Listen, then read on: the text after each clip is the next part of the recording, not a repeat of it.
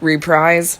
From Bernal Heights, the city of San Francisco spreads over the land to the north and west, a slow-moving accretion in steel and glass, brick and concrete, of the human desire unleashed and focused upon this terrain by the famous gold rush of 1848, an alchemical transformation of precious metal into philosopher's stone that thinks through me on it.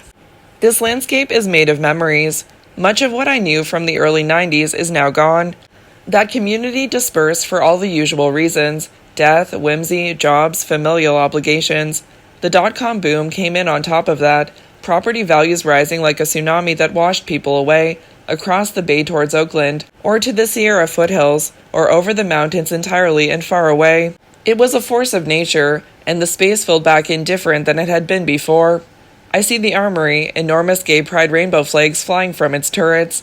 It was purchased late in 2008 by Kink.com, an S&M internet porn site that had started shooting its own movies, needed more studio space, and loved the building's faux Moorish interior stonework and soundstage-sized troupe assembly rooms.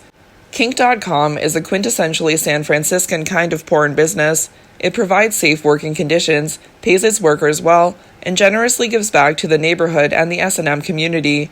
And yet, as it streams its dematerialized digital media images onto the World Wide Web, it supplies an image of the new relations between space and life now being materialized in the fabric of the city, and enacts the relentless commodification and privatization of all we know. I wonder aloud about the space of my own body and the practices that have installed it here. I want to claim that transsexual sadomasochism affords me a glimpse of non-unique revolutionary potentials, exemplifying the materially productive effects of extending and prolonging into the world poetically generated patterns of response to external conditions, demonstrating how body modification can become a site of social transformation, proving that the real can be materialized differently than it now is or once was. Ian points toward the Armory and reminds me that all present materializations become relics, and that nothing prevents their capture by normativizing processes or their absorption into the stream of commodities. She wonders if perhaps I am being sentimental or nostalgic. Perhaps, but that's not how it feels. A work by the avant-garde genderqueer performance group Antony and the Johnsons comes to mind: The Cripple and the Starfish. I have it on my iPod, and Ian and I share an earbud apiece to listen to Antony, in the role of the titular cripple, sing of a sadomasochistic love. It's true I always wanted love to be hurtful, and it's true I always wanted love to be filled with pain and bruises. And there's no rhyme or reason, I'm changing like the seasons. Watch, I'll even cut off my finger, it will grow back like a starfish. I am very happy, so please hit me. I am very, very happy, so come on, hurt me. I'll grow back like a starfish. I am moved, from my post-operative transsexual perspective, by the singer's plaintive association of amputation with the yearning for a transformation of affect. In the song, the fantasy of the self-inflicted bodily wound functions to create a space of subjective fulfillment. The empty space of the missing digit is produced through an act of evacuation as a space of regeneration. That space, being void and not filled, allows for the movement of desire into it. It is thus not memberlessness itself that is desired, but the subjective experience of transformative growth, in which absence becomes the space of possibility.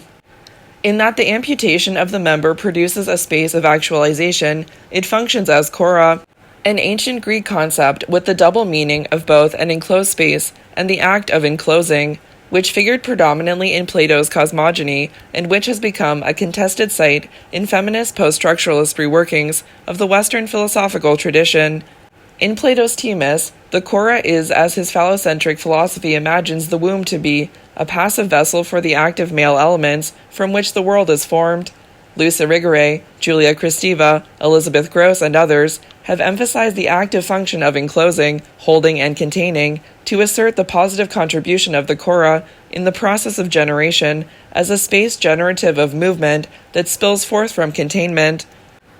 From my forward-facing perspective, I look back on my body as a psychically bounded space or container that becomes energetically open through the break of its surface, a rupture experienced as interior movement, a movement that becomes generative as it encloses and invests in a new space, through a perpetually reiterative process of growing new boundaries and shedding abandoned materialities, a mobile membranous, temporally fleeting and provisional sense of enfolding and enclosure.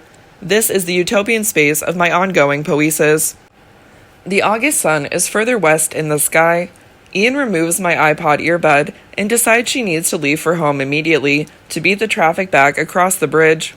We amble downhill toward house and car, chattering about the mundane details of the remainder of our respective days.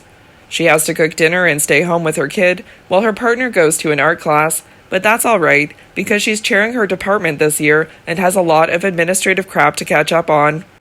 I'm meeting my son and his girlfriend in Oakland for anime and sushi, then coming home for a late-night hot tub and cocktails date with my partner before heading off to bed. I've accepted a visiting professorship in Vancouver this coming academic year, and find my moments with her already suffused with a longing that extended absence shortly will bring.